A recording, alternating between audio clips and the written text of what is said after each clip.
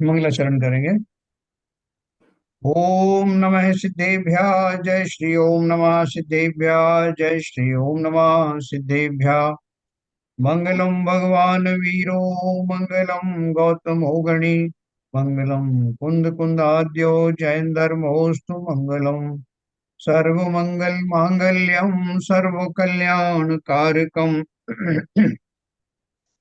प्रधानम सर्वधर्माणां जैनम जयतो शासनम। जैनम जयतु शासनम जैनम जयतु शासनम। न मे समय साराय स्वानुभूत्या चकाशते चित स्वभावाय भावाय सर्व भावांतरच्छिदे। कुंद कुंद द्वारा रचित समय सार नाम का अद्भुत ग्रंथ हम लोग सब पढ़ रहे हैं। ग्रंथ में बहुत विस्तार से अर्थ किए हैं। वो विस्तार इतना है कि कई बार जो है वो एक बहुत छोटी सी बात है, लेकिन उसको बहुत विस्तार से कहा जाने पर हमको थोड़ा सा भ्रम की स्थिति भी आ जाती है। आचार्यों ने जिस बुद्धि वाले लोगों के लिए ये सब बताया है, वो सब वास्तव में इस विषय में पहले से काफी कुछ पारंगत होते हैं। इससे उनको ये विषय तुरंत ग्राह्य हो जाता है। हम और आपने भी काफी प्रैक्टिस की है जो इस विषय को समझने योग्य सूक्ष्म बुद्धि है वो प्रकट हो, लेकिन फिर भी अभी हमारा अभ्यास उतना ज्यादा नहीं है। इसलिए आपको हो सकता है कि इसमें कई बार जब मैं पढ़ूंगा तो जो उसकी गाथा का अर्थ है वो आपको लगेगा कि ये तो सब ऊपर से जा रहा है, लेकिन जो बाद में उसमें जो भावार्थ दिया गया है, मैं अपनी तरफ से आपको थोड़ा सा बताऊंगा। फिर जब भावार्थ पढ़ेंगे तो वो क्लियर हो जाएगा। इसलिए इसमें बहुत धैर्य की आवश्यकता है। इसमें बिल्कुल घबराना नहीं कि ये क्या कहा जा रहा है और हमको समझ में नहीं आ रहा है, लेकिन समझ में आएगा जब उसको भावार्थ से मैं कनेक्ट करूंगा आपको, तो आपको समझ में आएगी बात। तो अभी अपन पढ़ रहे थे कि जो आत्मा को सर्व प्रकार से तरह तरह से उसका कथन कह करके और आत्मा के सच्चे स्वरूप को समझाने के लिए ये गाथाएं कही हैं। और समझाने के लिए व्यवहार का जो आलम्बन लिया गया है, वो व्यवहार कितनी दूर तक जाता है और व्यवहार के द्वारा कितना प्रतिपादित होता है, वो निश्चय है जब समझ में आता है तो वो आत्मा का सच्चा स्वरूप जो सभी पर्यायों से रहित है, जो शुद्ध स्वरूप है, उसकी प्राप्ति होती। तो ये अपन पढ़ेंगे थोड़ा सा, बहुत धैर्य से सर अपन इसमें सुनेंगे। हाँ। सर इसमें जो एक प्रश्न उठा है दिमाग में हाँ जी। कि व्यवहार ने से जब निश्चय नए में जाते हैं हाँ तो इसमें कोई ओवरलैपिंग होता है क्या, जस्ट ट्रांजिशन होता है? हाँ हाँ हाँ।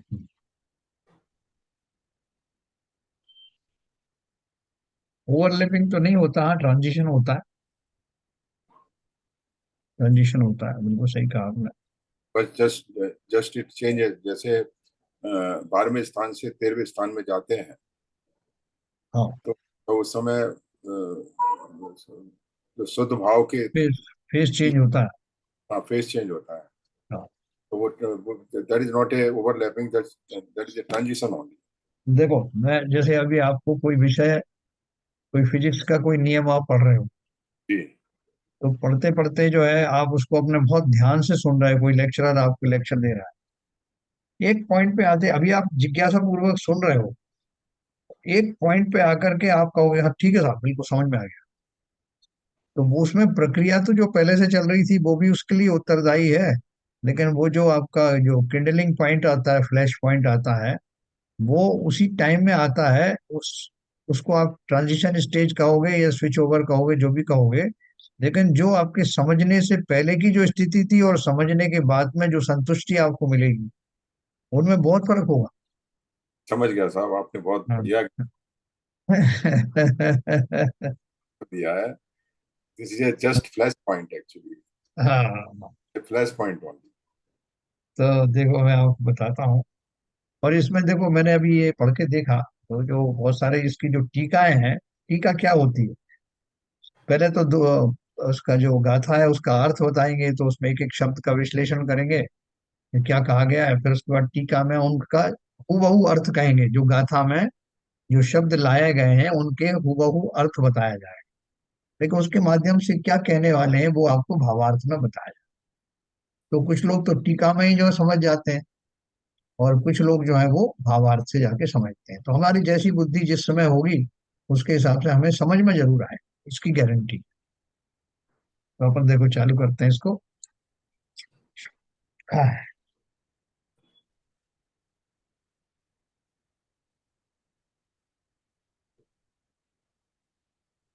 हाँ हाँ। देखो ये हमने एक दोहा पढ़ने वाले थे, ये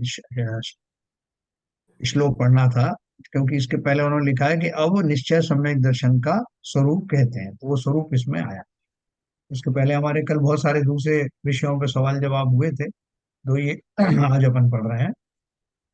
एकत्वे नीतस्य शुद्ध नयतो व्याप्तर्युदशात्मनः पूर्ण ज्ञान घनस्य दर्शन मिहि द्रव्यांतरेभ्य पृथक् सम्यक् दर्शनमेतदेव नियमातादात्मा च तावानयम् तन्मुक्तवानौ तत्त्वसन्ततिमिमाम् आत्मायमे कोऽस्तु नः। इस श्लोक का अर्थ क्या है? इस आत्मा को अन्य द्रव्यों से पृथक देखना, हाँ, ही नियम से सम्यक दर्शन है। इतना शॉर्ट में बताया कि अन्य द्रव्यों से पृथक देखना वही नियम से सम्यक दर्शन है। आप बोलोगे इतनी जल्दी कैसे सम्यक दर्शन की परिभाषा हो गई इतनी सी बात से? हाँ, अपने गुण पर्यायों में व्याप्त रहने वाला है यह आत्मा, अपने गुण पर्यायों में व्याप्त रहने वाला है, और शुद्ध नय से एकत्व में निश्चित किया गया है, तथा पूर्ण ज्ञान घन है। एवं जितना सम्यक दर्शन है उतना ही आत्मा है।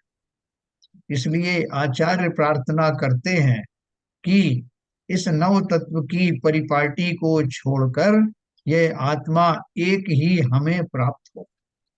देखो ये श्लोक है। अभी इसमें नीचे जो बताया इसी का विस्तार किया है। भावार्थ मैं आपको बताता हूँ। सर्व स्वाभाविक तथा नैमित्तिक अपनी अवस्था रूप गुण पर्याय भेदों में व्यापने वाला यह आत्मा शुद्ध नय से एकत्व में निश्चित किया गया है। शुद्ध नय से ज्ञायक मात्र एक आकार दिखलाया गया है। उसे सर्व अन्य द्रव्यों और अन्य द्रव्यों के भावों से अलग देखना, श्रद्धान करना, सो नियम से सम्यक दर्शन। व्यवहार ने आत्मा को अनेक भेद रूप कहकर सम्यक दर्शन को अनेक भेद रूप कहता है। वहां व्यभिचार आता है, नियम नहीं रहता। शुद्ध नय की सीमा तक पहुंचने पर व्यभिचार नहीं रहता, इसलिए नियम रूप है। शुद्ध नय का विषयभूत आत्मा पूर्ण ज्ञान घन है, सर्व लोकालोक को जानने वाला ज्ञान स्वरूप है। ऐसे आत्मा का श्रद्धान रूप सम्यक दर्शन है। यह कहीं पृथक पदार्थ नहीं है, आत्मा का ही परिणाम है, इसलिए आत्मा ही है। अतः जो सम्यक दर्शन है सो आत्मा है, अन्य नहीं। ठीक है, देखो इसको मैं आपको दो उदाहरण से समझाऊंगा। जो आपका जो पेट्रोल निकलता है ना, पेट्रोल तो अपन सब जानते हैं कि वो पेट्रोलियम नाम के पदार्थ से निकलता है। और पेट्रोलियम क्रूड ऑयल का जो बनता है, कच्चा तेल जिसे कहते हैं, तो कच्चे तेल से निकालने के लिए प्रोसेसिंग करते हैं।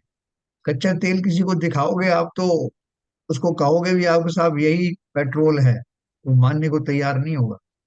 ये क्या बात कर रहे हो, आप कुछ दे रहे हो और हमको बोल रहे हो कि ये पेट्रोल है। तो उसको बताया जाएगा कि भैया इसमें बहुत सारी चीजें और भरी हुई हैं इस पेट्रोल में, अंत में इसको प्रोसेस करेंगे तो पेट्रोल निकलेगा। और वो अपना प्रोसेस बताना शुरू कर देगा कि पहले साहब ये निकलेगा, फिर उसके बाद वो निकलेगा, फिर डीजल निकलेगा, फिर ये निकलेगा, फिर लास्ट में जो आपका जो पेट्रोल निकलेगा, इतना प्योरिफिकेशन रिफाइनरी में होगा। तो आप बोलोगे साहब देखो ये हमें इससे कोई मतलब नहीं, इतनी हमें जरूर श्रद्धा हो गई कि इसी कच्चे तेल में ही कहीं ना कहीं पेट्रोल है, इतना तो हम समझ गए। लेकिन हमें तो पेट्रोल से मतलब है, जब तक पेट्रोल नहीं निकलता है, आप कैसे निकालते हैं हमें कोई मतलब नहीं। हमारा सिद्धांत, हमारी चाहत, हमारा लक्ष्य तो पेट्रोल है। आप कैसे निकाल रहे हो, क्या कर रहे हो, ये आप जान।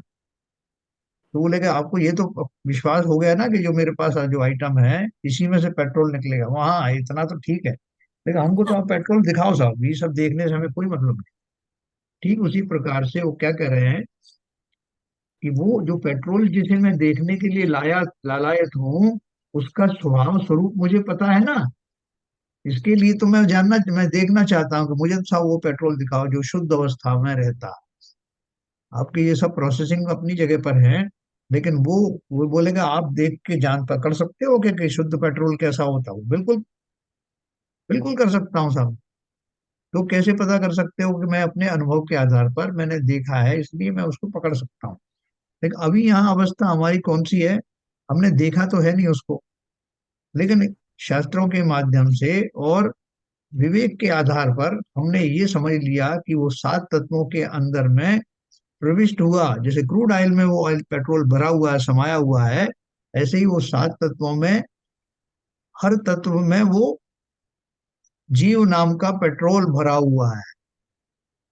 तो ये मेरे समझ में आ गया कि वो है तो सब इन्हीं में ही से, लेकिन क्या प्रोसेस लगाया जाए जिससे कि वो निकल के बाहर आ जाए। अभी जिसने पेट्रोल ही नहीं देखा हुआ है, उसको आप जो उसको दोनों चीज पता नहीं है कि इसकी अशुद्ध अवस्था क्या है और शुद्ध अवस्था क्या होगी। लेकिन हमें देशना के माध्यम से, शास्त्रों के ज्ञान के माध्यम से, उसके किंचित लक्षणों के माध्यम से आत्मा का स्वरूप हमें कुछ कुछ जानने में परोक्ष रूप से आता है। तो परोक्ष रूप से आने के बाद भी हम अब उस परोक्ष रूप से निर्णित किए हुए आत्मा को देखने के लिए बेचैन हैं। हम चाहते हैं कि हमें उसका स्वरूप और स्पष्ट रूप से समझ में आए। तो किसी ने बोल दिया कि साहब उसको स्पष्ट रूप में समझने के लिए हम आपको बताएंगे कि वो कहाँ कहाँ मिलता है। जैसे पानी के लिए बोल जाएगा, आप पानी के लिए तरस रहे हो ना साहब, मैं आपको बताता हूँ पानी का सोर्स कहाँ कहाँ होता है। तो कुएं में होता है, नदी में होता है, नलों में होता है, यहाँ होता है, वहाँ होता है, फलों में होता है, सब्जियों में होता है। बोले साहब ये सब इतनी लंबी चौड़ी बात हमें क्यों बता रहे हो, मान लिया कि वहाँ होता है, हमें पानी के दर्शन कराओ। तो यहाँ वो क्या कह रहे हैं कि ये मेरी एक श्रद्धा अब तो बन गई अभी। और क्या श्रद्धा बन गई कि मैं उस पानी के गुणों को कहीं ना कहीं से किसी रूप में जान गया हूँ, और अब उस गुणधारी वस्तु को जानने के लिए, पकड़ने के लिए, प्राप्त करने के लिए लालायत हूँ। ये दो स्थिति हमारे पास है। तो यहाँ क्या बोलना है, सर्व स्वाभाविक तथा नैमित्तिक अपनी अवस्था रूप गुण पर्याय भेदों में व्यापने वाला यह आत्मा शुद्ध नय से एकत्व में निश्चित किया गया है। शुद्ध नय से ज्ञायक मात्र एक आकार दिखलाया गया है ना। ये सब मैं पढ़ करके ही पता कर रहा हूँ, पहले से तो कुछ पता है नहीं। उसे सर्व अन्य द्रव्यों और अन्य द्रव्यों के भावों से अलग देखना, श्रद्धान करना, सो नियम से सम्यक दर्शन है। अभी मुझे वो मालूम पड़ गया, पहले से मैंने पढ़ा हुआ था कि पेट्रोल किसे कहते हैं, पेट्रोल में कितना उसका जो वोलेटाइल उसका टेम्परेचर होता है, किस टेम्परेचर के ऊपर में उसमें जो आग लग जाती है, ये सब मैंने पढ़ लिया। और उसमें से ऐसी गंध आती है, वैसा आता है, ये सब मैंने नक्की कर लिया कि पेट्रोल का स्वभाव कैसा है। तो आधी श्रद्धा तो मेरी उस वस्तु के प्रति हो ही गई, लेकिन अभी मैं लालायित हूँ उसमें से, उस क्रूड ऑयल में से उसका पेट्रोल की प्राप्ति के लिए। तो क्या बोलना है, जब मेरे सामने उसमें उसको प्रोसेस किया तो उसमें से चारकोल निकला, और क्या बोलते हैं, डामर निकला। मुझसे कहा साहब ये है क्या पेट्रोल, भरे नहीं ये कैसे हो सकता है, हटाओ इसको। फिर दूसरा कोई प्रोडक्ट निकाला तो बोला ये है क्या पेट्रोल, नहीं साहब ये भी नहीं। फिर और फाइन करते करते जो है उन्होंने जो डीजल दिखाया, मुझे साहब ये भी नहीं है। केरोसिन दिखाया, ये भी नहीं है। क्यों, हमें कैसे मालूम कि वो नहीं है, क्योंकि हमने उसके गुणों के बारे में किंचित जाना। तो इसलिए जो बोल रहे हैं कि मुझे उस द्रव्य के ऊपर पक्की श्रद्धान थी कि ये इन्हीं में कहीं छिपा हुआ है, उसे सर्व अन्य द्रव्यों और अन्य द्रव्यों के भावों से अलग देखना, श्रद्धान करना, सो नियम से सम्यक दर्शन है। अभी वो अनदेखी हुई वस्तु, लेकिन जिसके स्वरूप को मैंने कहीं से जान रखा है और चित्त में बसा हुआ है सब तरह से पढ़ने सुनने के और परीक्षा करने के बाद कि पेट्रोलियम से ही पेट्रोल की प्राप्ति होती है, और उसकी एक विशेष प्रकार की गंध होती है, उसमें इतनी तरलता होती है, इतना उसके अंदर में पतलापन होता है, ये सारी चीजें हैं, और तुरंत उसमें आग लग जाती है। मैं सब अपने लक्षणों के द्वारा उसको समझ चुका हूँ। अब समझने के बाद में बाकी और जो चीजें दिखाई जाएंगी उनको मैं रिजेक्ट करता जाऊंगा कि ये पेट्रोल नहीं। तो वो क्या कह रहे हैं कि सात तत्वों के अंदर या व्यवहार से जो जो हमको वस्तुएं दिखाई जाएंगी, उन वस्तुओं को लक्षणों के द्वारा मैं ये समझ लूंगा कि ये सब आत्मा नहीं है। तो अभी जो कुछ मैं समझूंगा वो परोक्ष से समझ रहा हूँ, परोक्ष से तो बाद में भी समझूंगा, क्योंकि वो प्रत्यक्ष पदार्थ तो केवल ज्ञान में ही दिखाई देगा, लेकिन उस परोक्ष में भी अलग अलग स्टेजेस होंगी। अभी मेरा परोक्ष कैसा है कि आपने कह दिया और मैंने सुन लिया, और अभी अनुभव में नहीं आया।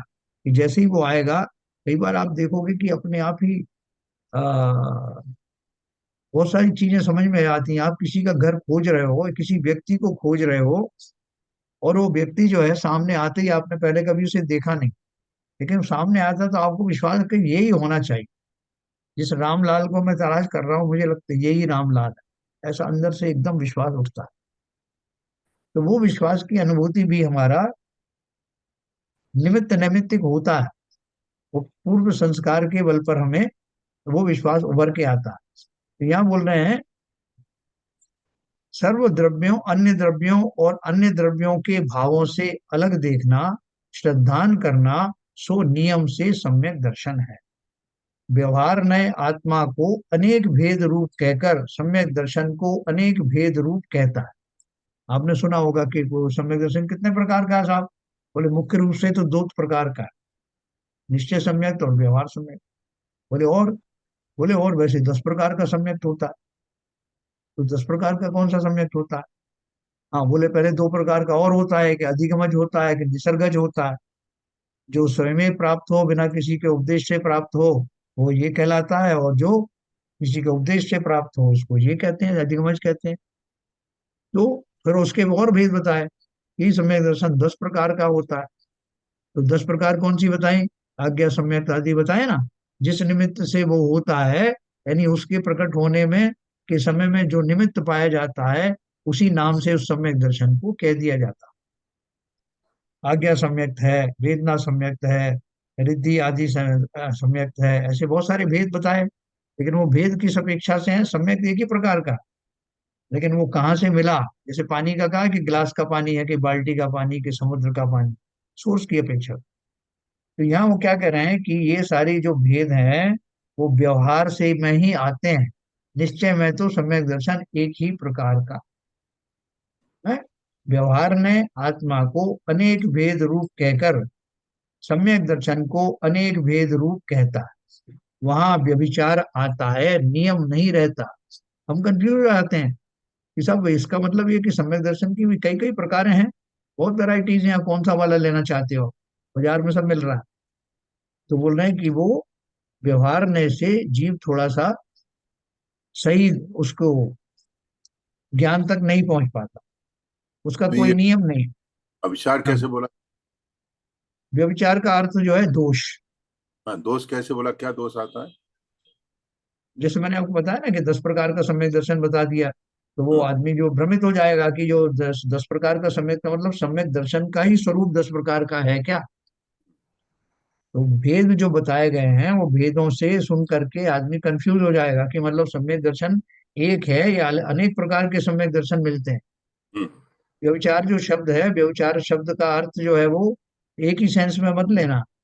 जब भी कोई वस्तु का जैसा स्वरूप हो, जैसी वस्तु हो, उसको उसमें दोषों का आ जाना वो व्यभिचार कहलाता है। शुद्ध नय का विषयभूत आत्मा पूर्ण ज्ञान घन है, सर्व लोकालोक को जानने वाले ज्ञान का स्वरूप है। देखो, जब आत्मा समझ में आती है कि आत्मा का स्वरूप ऐसा है, तो वो फिर भेद में नहीं होता, वो इस तरह से टुकड़ों में भी नहीं होता कि आत्मा किंचित ज्ञानी है किंचित ज्ञानी नहीं है। संपूर्ण रूप से ज्ञान की धारी है। ऐसी श्रद्धा होना ही वास्तव में सच्ची श्रद्धा है। और वो श्रद्धान आत्मा जब करता है, तो ऐसा तो हो नहीं सकता कि आत्मा के आधे प्रदेश तो इस बात से एग्री करते हैं और आधे प्रदेश एग्री नहीं करते। आत्मा तो एक एक ही वस्तु है ना, मोनोलिथिक होमोजीनियस वस्तु है। तो उसमें जो भी श्रद्धान होगा, अच्छा या बुरा होगा। जैसे हमने किसी को शत्रु माना, तो हमारा संपूर्ण भाव, संपूर्ण आत्मा में यही भाव रहा कि व्यक्ति हमारा शत्रु है। उसमें ऐसा पार्टीशन नहीं होगा कि साहब मेरी आंखों वाले प्रदेशों ने तो माना कि ये शत्रु है, लेकिन नाक वाले जो नाक के पीछे रहने वाले जो प्रदेश हैं उन्होंने नहीं माना। ऐसा है। जब भी मैं मानूंगा तो या तो ऐसा मानूंगा या वैसा मानूंगा। तो संपूर्ण आत्मा का की श्रद्धा का विषय है, उसमें कोई पार्टीशन नहीं। इसलिए बोले शुद्ध नय की सीमा तक पहुंचने पर व्यभिचार नहीं रहता। इसलिए नियम रूप है, शुद्ध नय का विषयभूत आत्मा पूर्ण ज्ञान घन है। क्या है हमारा श्रद्धा की वस्तु? पूर्ण ज्ञान वाला जो वस्तु है वो है। और पूर्ण ज्ञान वाला वो वस्तु वो कौन है, जानने वाला कौन है? वो भी मैं ही हूँ। शुद्ध नय का विषयभूत आत्मा पूर्ण ज्ञान घन है। सर्व लोकालोक को जानने वाला ज्ञान स्वरूप है। ऐसे आत्मा का श्रद्धान रूप सम्यक दर्शन है। यह कहीं पृथक पदार्थ नहीं है, आत्मा का ही परिणाम है। इसलिए आत्मा ही है। अतः जो सम्यक दर्शन है सो आत्मा है, अन्य नहीं। देखो कैसे किया उन्होंने ये बात। क्योंकि अपन सम्यक दर्शन किसे कहते हैं? कि सम्यक दर्शन हमारा वो स्वरूप है आत्मा का, कि वो अवस्था है जिस अवस्था में मुझे ये पता चलता है कि मैं ही आत्मा हूं। जिस अवस्था में मुझे पूरा विश्वास हो जाता है कि मैं आत्मा के अतिरिक्त और कोई पदार्थ नहीं हूं। ये कैसे होगा? क्योंकि मुझे लक्षण पता है, आत्मा के लक्षण क्या है, आत्मा का स्वभाव क्या है। और फिर मुझे विश्वास हो जाता है इन सब लक्षणों का धारी आत्मा मैं ही हूँ, अन्य कोई भी पदार्थ रूप में नहीं हूँ। ऐसा विश्वास संपूर्ण आत्मा के द्वारा संपूर्ण प्रदेशों में होता है। और जिस समय जीव को ऐसा विश्वास होता है कि मैं आत्मद्रव्य हूँ, अन्य द्रव्यों से पृथक और विलक्षण हूँ, इस श्रद्धा का नाम ही तो सम्यक दर्शन। सम्यक दर्शन की कोई और लंबी चौड़ी परिभाषा नहीं है। अपने को अन्य सभ्य द्रव्यों से अलग मान करके ऐसा विश्वास करना, लक्षणों पूर्वक। और ऐसे लक्षणों पूर्वक कि कोई आपको कैसा भी अनर्गल कहे, आप अपने उस विश्वास को कभी चूकते नहीं है। तो वो जो है श्रद्धान हमारा दृढ़ श्रद्धान होता है। और उसी का नाम सम्यक दर्शन है। दर्शन का अर्थ है श्रद्धा, और सम्यक का अर्थ है सच्ची श्रद्धा। है ना? एक बार वो तेनालीराम जी को बुलाया गया कर्नाटका में। एक राजा ने बुलाया कि एक बहुरूपिया हमारे राज्य में घुसाया। वो बहुरूपिया जो है अपने समझ में नहीं आ रहा कि वो कौन सी भाषा का बोलने वाला, ओरिजिनल भाषा कौन सी। वो गुजराती भी बोलता है, वो मराठी भी बोलता है, वो हिंदी भी बोलता है, 7 8 भाषाएं बोलता है। और उसने चैलेंज कर रखा है कि मुझे आप बताओ कि मैं कौन कौन हूँ। तो राजा को कुछ समझ में नहीं आया कि क्या करना है। उन्होंने तेनालीराम को बुलाया, वो बीरबल जैसे बुद्धिमान थे। तो उन्होंने एक युक्ति लगाई। पहले तो उन्होंने ही बात की तो वो भी नहीं पहचान पाया। तो रात को जब वो सो रहा था, तो तेलानी जी उसके घर गए और एक बाल्टी भर के पानी उसके ऊपर डाला। तो वो हड़बड़ा के उठा और उसके मुंह से गुजराती में कुछ शब्द निकले। तो तेनालीराम जी ने पकड़ लिया, तुम्हें गुजराती छो? बोला हाँ साहब मैं गुजराती। राजा से उन्होंने कहा कि इसने कंसी अपना एक्सेप्ट कर लिया है। वो कैसे किया, तुमने क्या किया? बोले देखो हम सबके मानस में हमारे एक संस्कार बैठे हुए हैं जिसके द्वारा हम नींद में भी वही बोलते हैं जो हम हैं। तो सच्ची बात ही बोलने में आती है। किसी जैनी के ऊपर में ऐसा करो तो वो एकदम कोई उपसर्ग आएगा तो वो एक नमोकार मंत्र पढ़ने लगेगा। तो उसको पकड़ लिया जाता है। ऐसे अकलंग निकलंग के केस में हुआ था ना। तो उसी प्रकार से आत्मा का अगर श्रद्धान है कि यही द्रव्य मैं हूं, तो कोई अन्य द्रव्य में, अन्य द्रव्यों के बीच में रहने वाले आत्म द्रव्य को भी एक आत्मा पहचान ले। इसमें से आत्मा कौन सी है ना, जो सात तत्व की और नौ पदार्थ की अपन बात करते हैं, उन सब में आत्मा शुद्ध अवस्था में नहीं रहता। जैसे जब अपन सात तत्व में जीव, अजीव, आश्रव, संवर, बंधन, निर्जरा आदि बोलते हैं ना, तो वो आश्रम में जीव की उत्पत्ति, जीव का कहाँ कितना कंट्रीब्यूशन है। आश्रम में अगर बोले जीव को ढूंढोगे तो क्या ढूंढोगे? आश्रम की परिभाषा क्या है कि जिस समय जीव के विकारी भाव होते हैं, उस समय कर्मों का जो आगमन है, उसे आश्रम कहते हैं। तो इसका अर्थ क्या है कि विकारी अवस्था है और जीव की मौजूदगी है, ऐसी अवस्था को आश्रम कहते हैं। जीव है तभी तो उसके विकारी भाव हैं, विकारी भावों के फलस्वरूप जो कर्मों का आगमन हुआ है, ऐसा उनका जो एक मिश्रण है, जैसी जो अवस्था है, उसको आश्रम वाली अवस्था कहते हैं। उसमें जीव भी है तो बाकी दूसरी वस्तु भी है। इसी तरह से बंध की अवस्था में मानिए, आश्रम बंध, उसमें जो बंध को प्राप्त हुआ है, यहाँ तो आगमन था, उधर बंद हो गया। संवर में क्या किया कि उन फूटे भावों को आना रोक दिया गया है, लेकिन अभी उस जीव के सत्ता में तो वो बंद अवस्था को प्राप्त विकारी भाव मौजूद हैं कर्मों के रूप।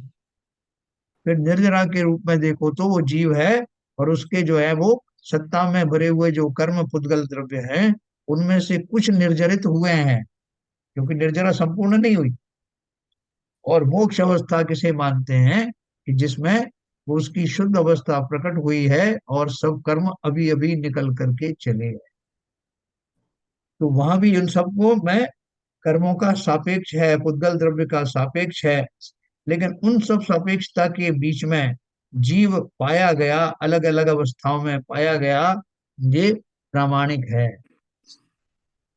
तो उन सात तत्वों में से मैं खोज रहा हूं, जैसे पेट्रोलियम में से पेट्रोल को मैं खोज रहा हूं, ऐसे ही उन सात तत्वों में मौजूद आत्म द्रव्य की अलग अलग अवस्थाओं को मैं इसलिए जानना चाहता हूं कि जीव कहाँ कहाँ किस किस अवस्था में रहता है, और उसकी शुद्ध अवस्था क्या है, अशुद्ध अवस्था कहाँ कहाँ है, उनमें भ्रमित ना हो जाऊं, उनमें जीव द्रव्य कहाँ है ये पहचान। शराब के पानी, शराब के अंदर में भी जल है, और कीचड़ के अंदर भी जल है, लेकिन उसको देखने वाला कोई पैनी दृष्टि वाला ही होगा कि इसके अंदर भी जल भरा हुआ है, वो तो शराब बोलेगा, बोले साहब क्या बात कर रहे हो, इसमें पानी कहाँ? अब इसको बोल रहे पानी लेके आओ, तो ले आया एक शराब का। दूसरे ने कीचड़ भर के ले आया, बोले आप पानी ढूंढ रहे थे ना साहब, ये रहा पानी। तो जो विवेकी है वो जान रहा है कि विशेष प्रोसेस के द्वारा इसमें से पानी की प्राप्ति की जा सकती है, क्योंकि इसके अंदर में पानी समाहित है। उसी प्रकार सात तत्वों, नौ पदार्थों में भरा हुआ ये जीव द्रव्य, भले ही इस समय मुझे वो दूषित दिखाई देता है, लेकिन जीव द्रव्य के वो सारे गुण उन अशुद्ध अवस्थाओं में आज भी विद्यमान हैं। ऐसा विश्लेषण करने वाला ढूंढ रहा है और चाह रहा है कि मुझे तो उस जीव की शुद्ध अवस्था वाला जो जीव है वो चाहिए। जैसे जल की खोज वाला उन अवस्थाओं में से बोल रहा है साहब कि आप कीचड़ लेके आए हो, लेकिन मेरे पास एक प्रोसेस है जिसके द्वारा मैं इसमें से जल अलग कर सकता हूं।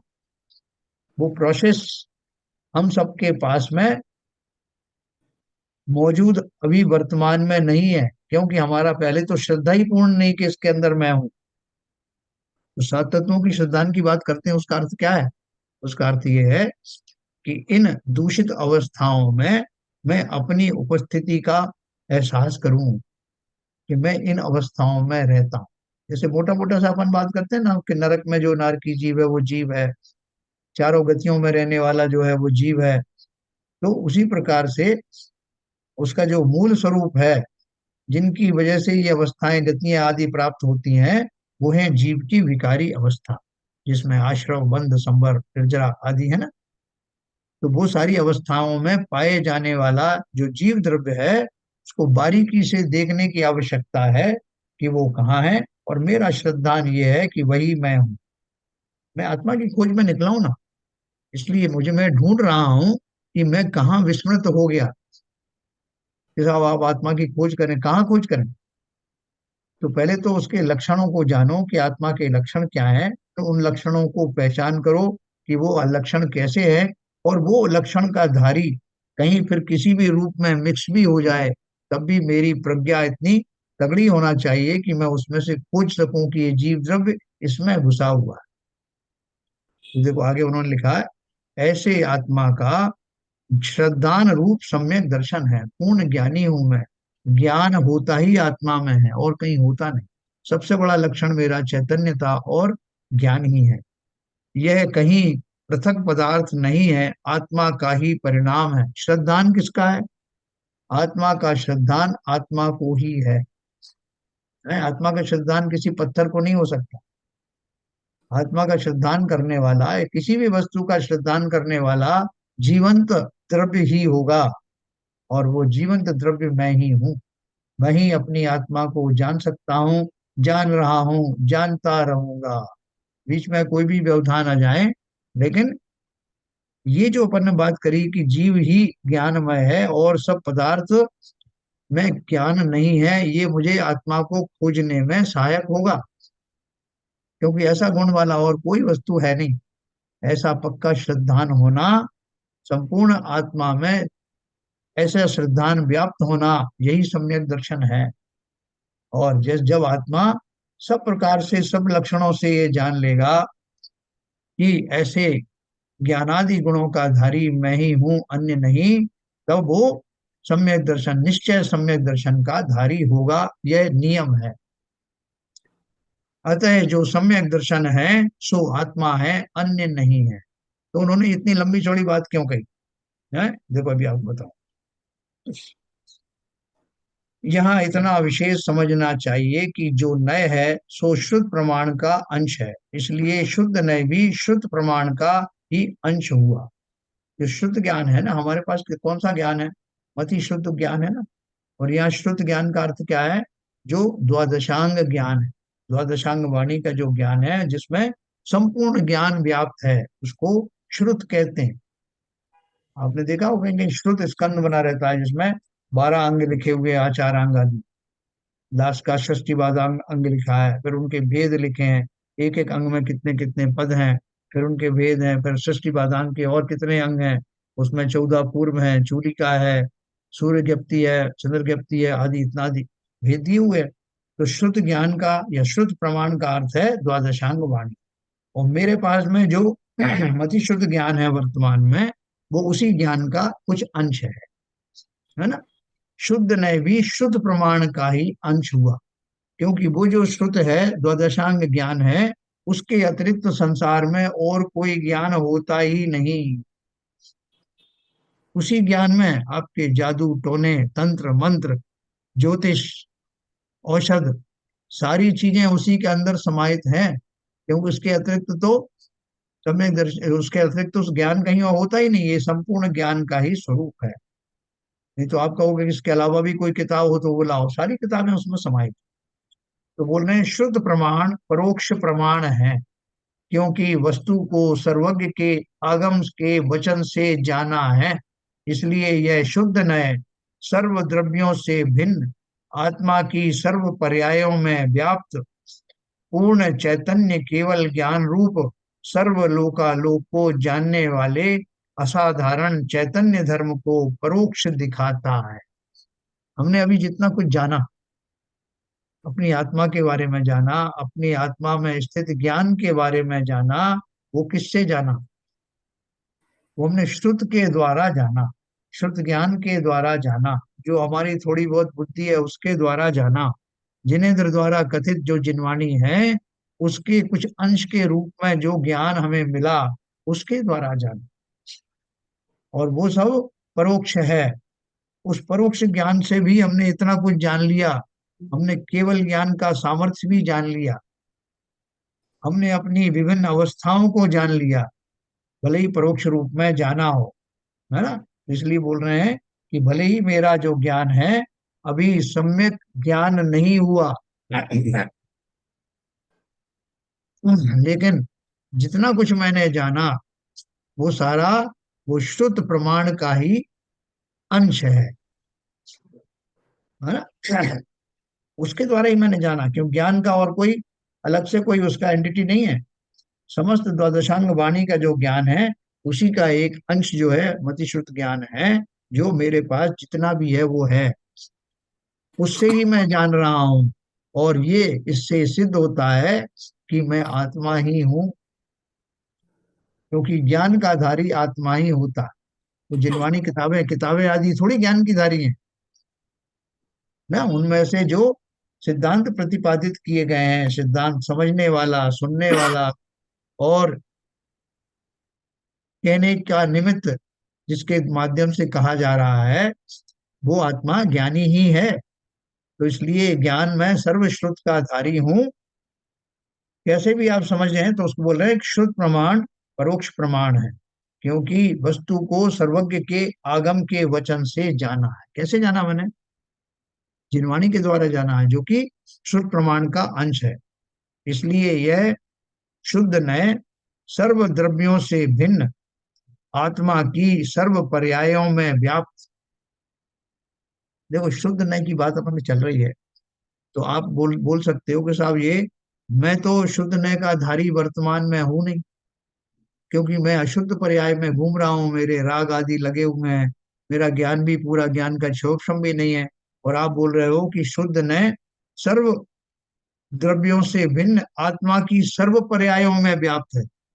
अभी मैं अशुद्ध अवस्था में हूं, तो क्या मुझे ये पूरा ज्ञान है क्या?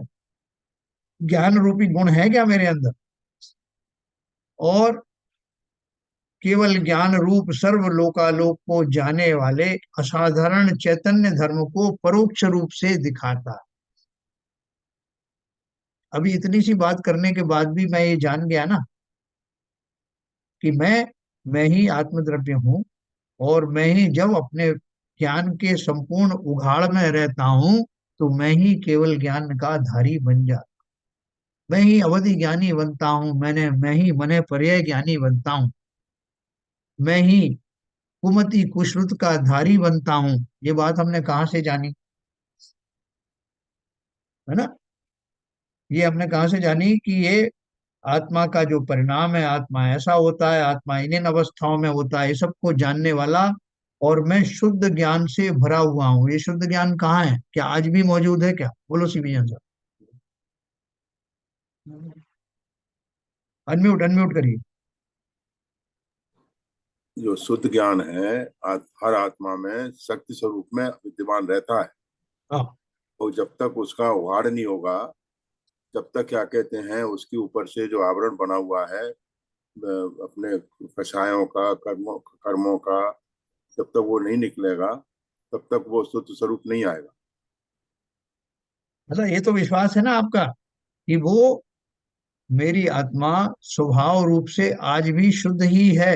बिल्कुल है, जब तक वो श्रद्धा नहीं होगा जब तक इस मार्ग पे आप चढ़ नहीं सकते आगे। चलेंगे नहीं, लेकिन इतना विश्वास हो गया कि मैं सब तरह का जो शुद्ध ज्ञान है, क्योंकि आत्मा ही शुद्ध है, आत्मा के अंदर जितने विकारी भाव वो ऊपर ऊपर तैरते हैं, अंदर में कोई विकारी भाव घुसता नहीं।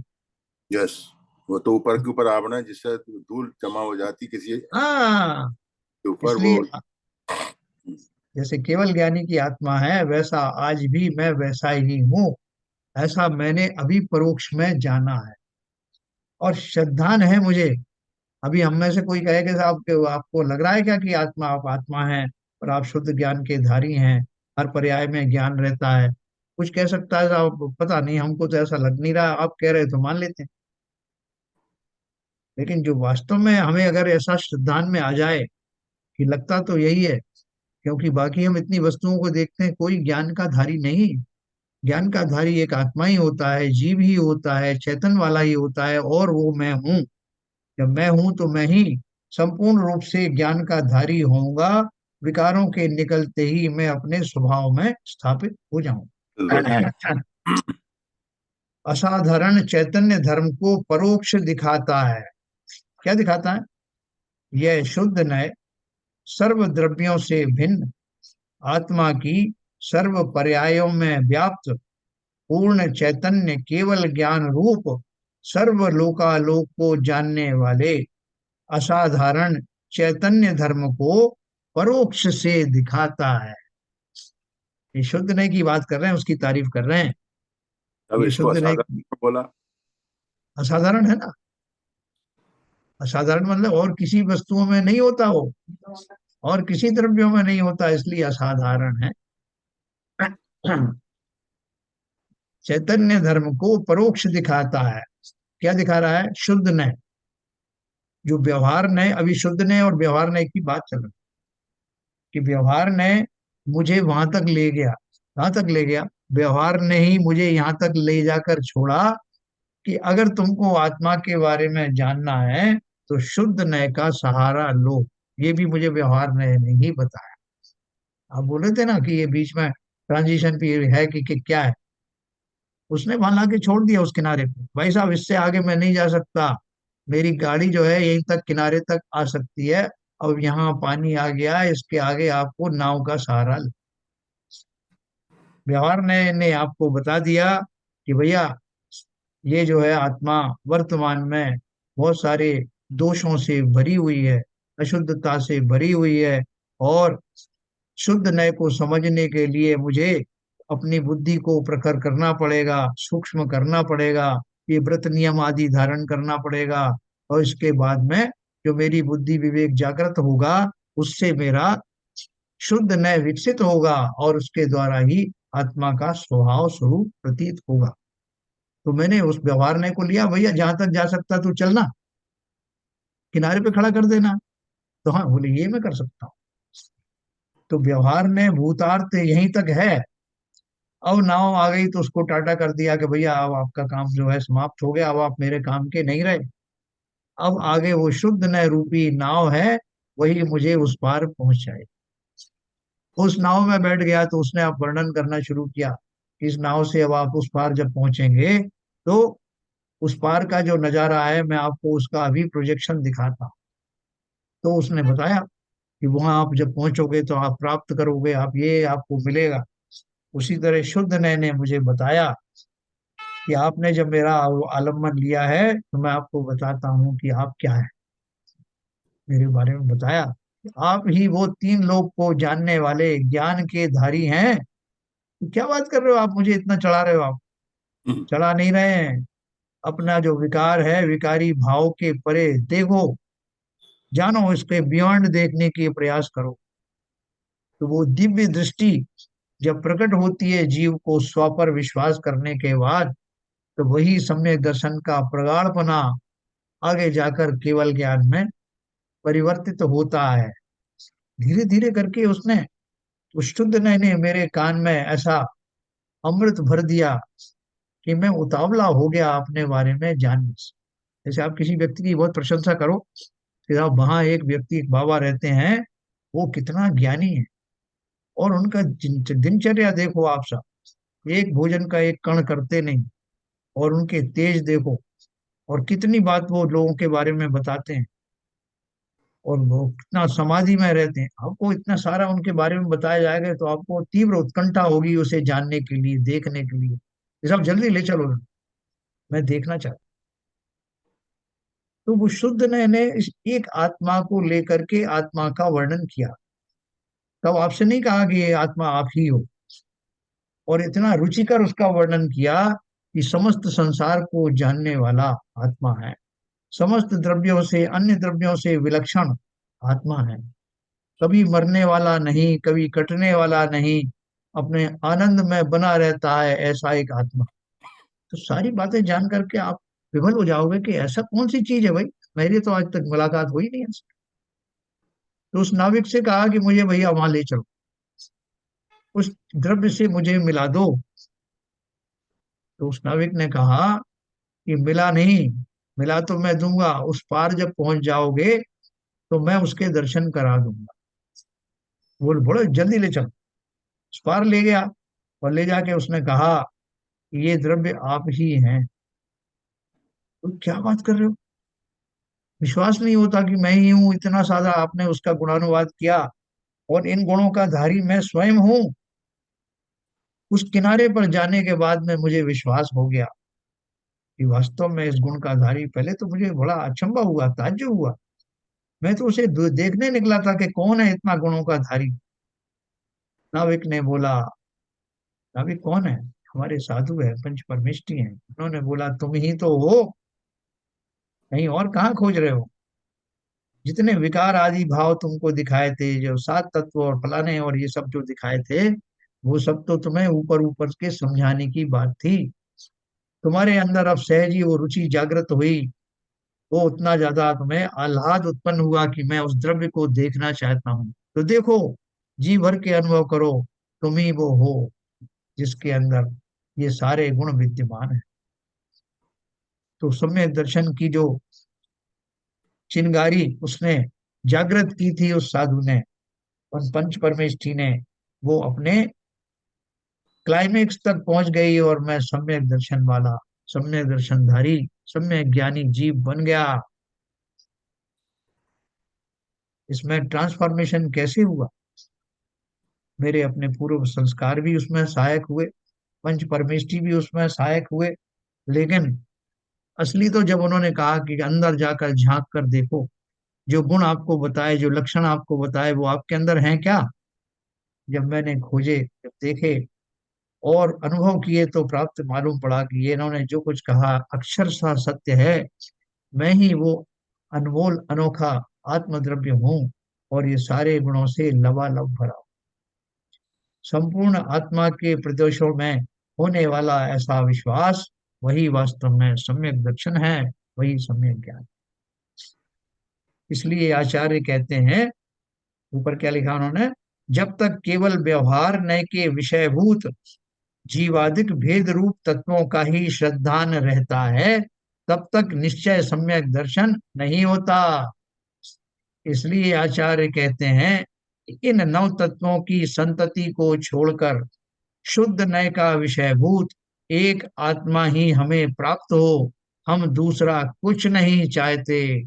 यह वीतराग अवस्था की प्रार्थना है, कोई नए पक्ष नहीं है। यदि सर्वथा नयों का पक्षपात ही हुआ करे तो मिथ्यात्व ही है। हैं?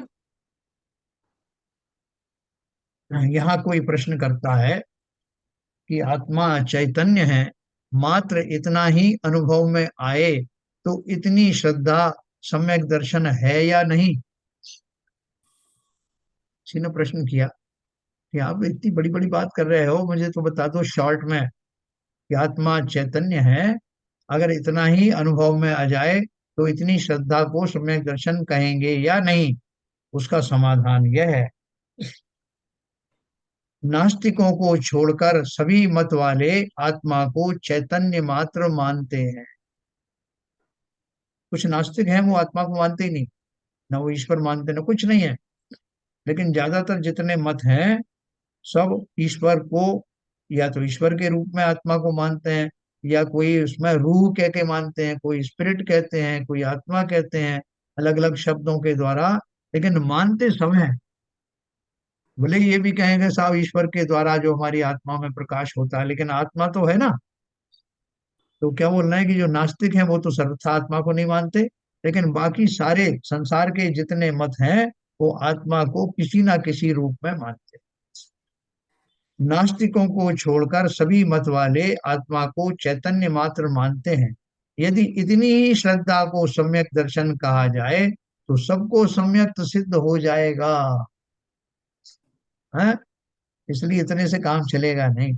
इसलिए सर्वज्ञ की वाणी में जैसा संपूर्ण आत्मा का स्वरूप कहा है, वैसा श्रद्धान होने से ही निश्चय सम्यक्त होता है, ऐसा समझना चाहिए।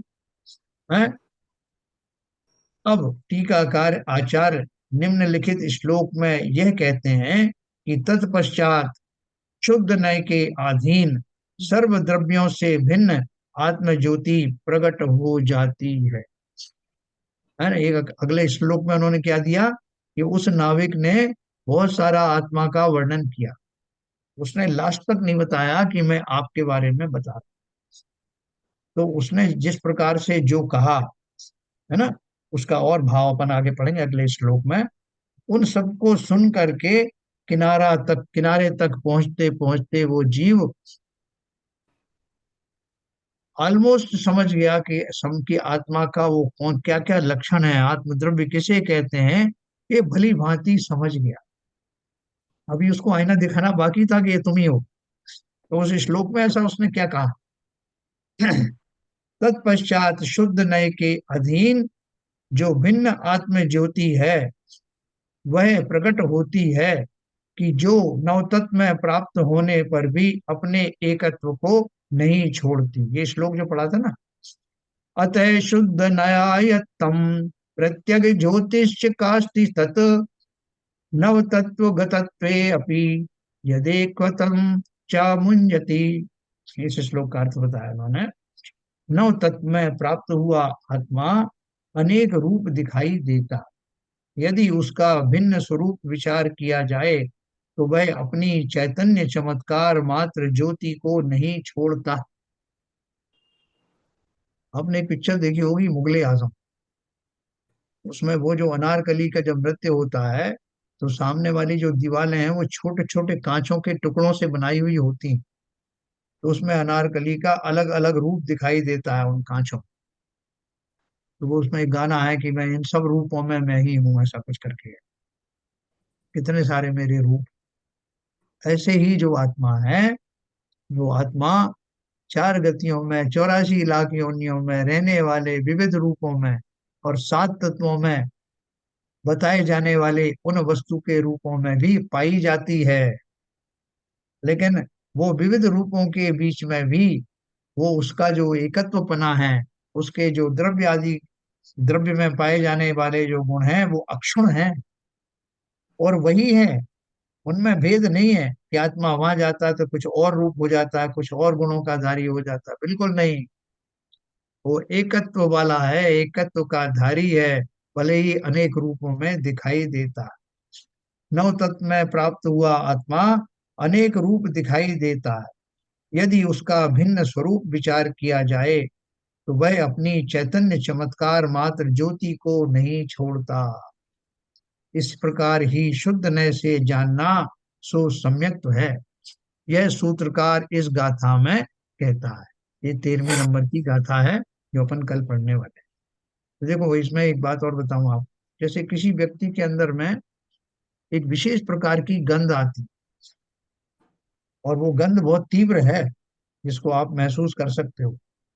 और उस व्यक्ति को ढूंढना होगा तो ढूंढना बहुत आसान, वो कहीं भी छुप जाए, आप उसका गंध का सहारा लेते लेते वहां तक पहुंच ही जाओ, खोज लोगे आप। जैसे वो अपराधियों को खोजते हैं ना वो कुत्ते अपनी गंध के बेसिस पर, उसी प्रकार से सुगंध का धारी वो आत्मद्रव्य, अपनी ज्ञान ज्योति से के द्वारा प्रसिद्ध वो आत्मद्रव्य किसी भी रूप में कहीं भी क्यों ना हो, ज्ञानी उसे खोज ही लेते हैं कि ये जो आपको दिख रहा है यहाँ भी जीव है। कैसे जाना? क्योंकि उसकी चैतन्यता, उसकी सुगंध बसी हुई है हमारे मनो मस्तिष्क पर।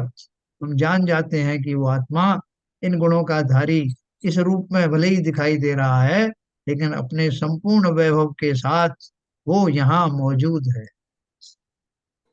तो आत्मद्रव्य की खोज करने के, देखो इतना घुमा फिरा के ये बात क्यों कही जा रही है, क्योंकि मैं बहुत घूमा हुआ हूँ, मेरा दिमाग ही घूमा हुआ है।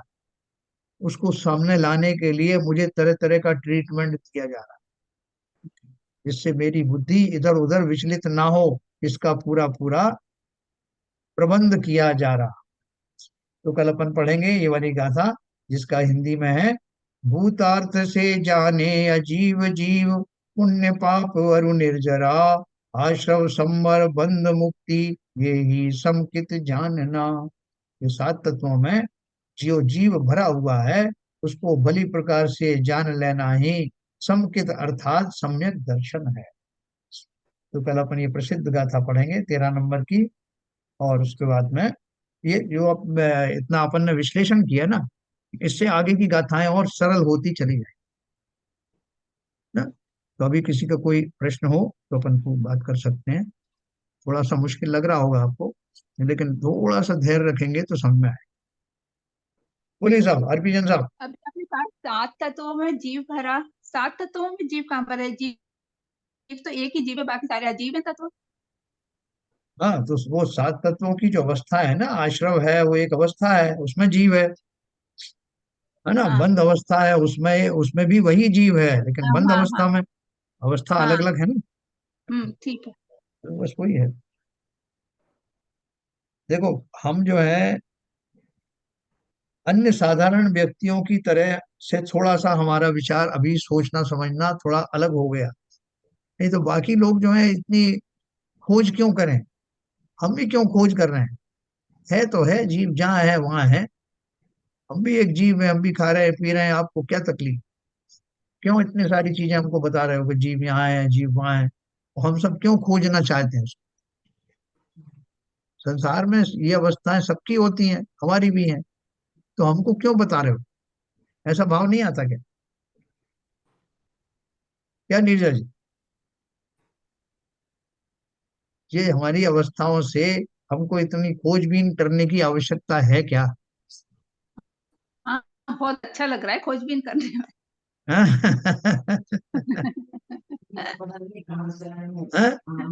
ये सिर्फ टाइम वेस्ट नहीं लग रहा? नहीं। बोलो हरभजन साहब। 1 घंटे में अपन कहीं कितना धन कमा लेते, कितना सारा और काम कर लेते, कुछ लिखा पढ़ी कर लेते, कहीं अपने शेयर मार्केट में चले जाते। कहाँ 1 घंटे में अपने वेस्ट कर दिया। जी, अगर अपने आप को जानना है तो रास्ता तो यही है, अपने आप को जानने का तरीका है। और मूल उद्देश्य अपने आप को ही जानना है। सब ये पूरी जितना उठा पटक कर रहे हैं हम लोग, हाँ। उस प्रयास का नाम ही वो अपने आप को जानना है बस। क्योंकि ये पैसे जो कमाने की जो आप बता रहे थे ना, क्रिया, शेयर मार्केट में जाओ, इसमें जाओ, उसमें जाओ, ये तो बहुत कर लिए। अब एक्चुअली में हम तो कम से कम मैं अपनी बात तो कह ही सकता हूँ कि हम तो इसके उस रास्ते पे आ गए, उस पड़ाव पे आ गए जहाँ पे पैसा मैं तो नहीं रखता है, लेकिन मेरा अपना जो सोच है, जिसको मैं परिष्कृत करने में लगा हुआ हूँ, वही महत्व रखती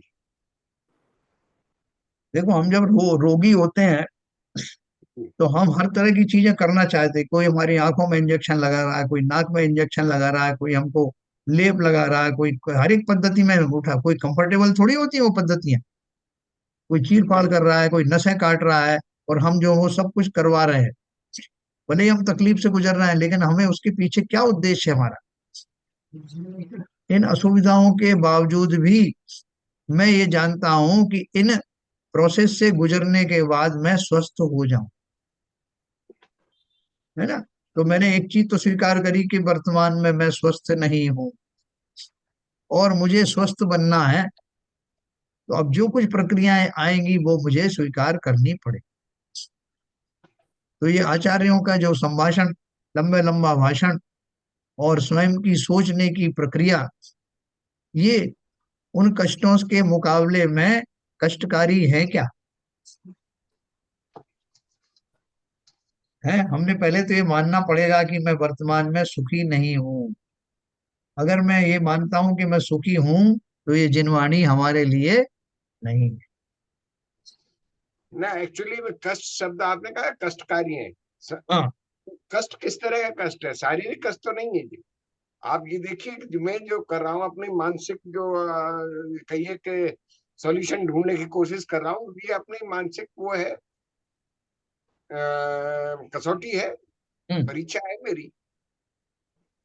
क्या शैलन जी, मतलब ये बनता है ये सब समझना सोचना, ये इसकी जरूरत है क्या? नहीं, आई थिंक मेरा ऐसा मानना है कि जैसे अभी आरपीएन साहब ने बोला कि शारीरिक कष्ट नहीं है, लेकिन हमको शरीर से भी बड़े कष्ट हैं। हाँ। क्योंकि हम बहुत बार ऐसा होता है, हम बिल्कुल चैन में नहीं होते हैं। तो भले ही हमारा शरीर स्वस्थ है, भोजन पा रहे हैं, सब कुछ कर रहे हैं, लेकिन फिर भी चैन नहीं है। कुछ ना कुछ बहुत व्यथित चल रहे हैं। तो ये वास्तव में हम लोग एक भान बैठे हैं कि ये जो अभी हमारा शरीर स्वस्थ है और हम खा पी पा रहे हैं और सब, तो वो हम उसको सुख मान रहे हैं बेसिकली। वो हो सकता है सुख, लेकिन वैसे वास्तव में सुख है नहीं वो। मतलब आपको वैसे। हाँ। जो सुख का व्याख्या आप जिसको मिलती है, असीम सुख जिसे कहते हैं, वो कतई भी नहीं है। मतलब उसका चिंदी भर भी नहीं है। जब हम कहते हैं ना कि हम बड़ी सुखी हैं साहब, तो भाई सब बच्चे सेट हैं, खाना है, सब पीना है, स्वस्थ शरीर भी ठीक ही चल रहा है। लेकिन ये जो हमारा सुख है, ये बहुत बहुत क्षणिक है। हर क्षण हमारे को एक नया बहाना लेके, एक नया वो लेके हम सुख को कहते हैं कि ये हमारा सुख है। जो असीम सुख की कल्पना की गई है, जो हमेशा बरसता रहे। क्या भाई विपुल जी, आप बताओ यार। अपन तो इतना कर लो कि स्वर्ग का टिकट कटवा लेते हैं, अपना सारी जो परेशानी दूर हो जाएगी। हाँ विपुल जी, कुछ बताएंगे? नहीं सर, ऐसा अपने हाथ में तो नहीं है ना कि स्वर्ग का जैसे कर्म करेंगे वहां पे जाएंगे। वैसे हो सकता है मोक्ष, अगर अगर हम अपनी एक्सपेक्टेशन ही लो रखेंगे तो फिर हायर अचीवमेंट कैसे करेंगे। गोल तो बड़ा होना चाहिए, मोक्ष का गोल होना चाहिए। और बीच में पड़ाव में स्वर्ग पड़ेगा तो वो बात अलग है, वो अपने आप पड़ेगा, लेकिन हमारा गोल तो बड़ा होना चाहिए। ये हमारी मजबूरी ये है कि रिद्धिधारी सम्यक दृष्टि देव बनने के लिए भी हमें सम्यक दर्शन प्राप्त करना पड़ेगा। ये हमारी मजबूरी है। सर। नहीं तो हम बिना बिना प्राप्त किए चले जाते। सर, हाँ हाँ, बोलिए। ऐसा है, जो आपने बेसिक सवाल उठाया है हाँ। कि आरपी जैन साहब ने भी बोला, सैलन जी भी बोला, जो हमारे जो भौतिक सुख हैं, जो सुखावास है, ये इन स्थित परिस्थितियों में तो हम अनाथ काल से घूम रहे हैं संसार में, तो घूमते रहेंगे। ये जो सुखावास है, क्षणिक सुखावास है, जो रोज हर पर्याय में, हर दिन, हर वक्त बदलता रहता है, ये तृष्णा की तरह हमारे पीछे लगा हुआ है। हम इसके पीछे भागते रहते हैं। मगर जो वास्तव में असीम सुख का है, जो आगम में श्रद्धान करके जिस रास्ते पर हम चल रहे हैं, समझने की कोशिश कर रहे हैं, वो तो अद्भुत चीज है। अभी सम्यक दर्शन प्राप्त नहीं हुआ है, हम अभी भी मिथ्या दृष्टि सम्यक सन्मुख कैटेगरी में है। अच्छा। हमें खुद आभास होता है कि इस रास्ते पे चलने में हमें अभी जो आभास होता है, कितना हमको मतलब सुखावास की जगह है। थोड़ा थोड़ा सा सांत्वना मिलती है, समता भाव आता है, हम अपने आप को निश्चय मतलब निश्चिंत रूप से समझते हैं, और इसमें इंटरेस्ट आने से और अच्छा लगता है। तो वो आंतरिक दशा है हमारे शरीर की, मतलब हमें आत्मा की मानसिक स्थिति की। तो आप कह रहे हो कि स्वर्ग का टिकट करा रहे हैं। हाँ, स्वर्ग का टिकट मिल जाएगा, आप जितना पुण्यवान होगे। फिर वहां क्या करोगे? वहां भी वो करके फिर निगोद में जाओगे, फिर घूमते रहोगे। तो इसका तो कोई अंत नहीं है। ये तो शुरू से पढ़ रहे हैं हम लोग, और पढ़ने के बाद जब आपने विवेचन शुरू किया, तो उसमें श्रद्धान हमारा ये हुआ कि ये रास्ता तो गलत है। सही रास्ता ये है कि हमें अपनी अपनी आत्मा का कल्याण अगर करना है, और इस पर्यायों के घूमने के अपने को बंद करना है, तो हमें इसको सम्यक दृष्टि बनने के लिए जितनी मेहनत हम सुखावास को प्राप्त करने के लिए करते हैं, अगर उतनी मेहनत, उतना पुरुषार्थ, उतना अपना प्रयास इस दृष्टि में लगाएं, तो हम दूसरे रास्ते से अपना कल्याण कर सकते हैं, जो मैं समझता हूँ। चलिए, मैं बहुत एक बढ़िया है। सर, हाँ। आप कंक्लूड करें उससे पहले, हाँ छेडाला जो ग्रंथ है ना, जी। पहली लाइन ही क्या है? जे त्रिभुवन के जीवनन, हाँ, सुख चाहे दुखते भयबंद। बराबर। बिल्कुल सही बात। ये एक बेसिक चीज है कि हम सब सुख चाहते हैं और दुख से डरते हैं। लेकिन सुख क्या होता है, सुख का स्वरूप क्या है, दुख का स्वरूप क्या है, सुख लेने वाले, उसको प्राप्त करने वाले कौन है, और जो दुखी हैं वो कौन है। ये चार प्रश्नों का उत्तर अपन कल फिर से पढ़ेंगे, और यही सम्यक दर्शन की का बेसिस है। बहुत बढ़िया। चूंकि समय ज्यादा हो गया, इसलिए मैं भी वो बंद करूंगा, और बिल्कुल। कल अपन फिर से कहीं से शुरू करेंगे। चलिए, जिनवाणी स्तुति। ललित जी नहीं है? नहीं। संजय प्रकाश। हाँ सर।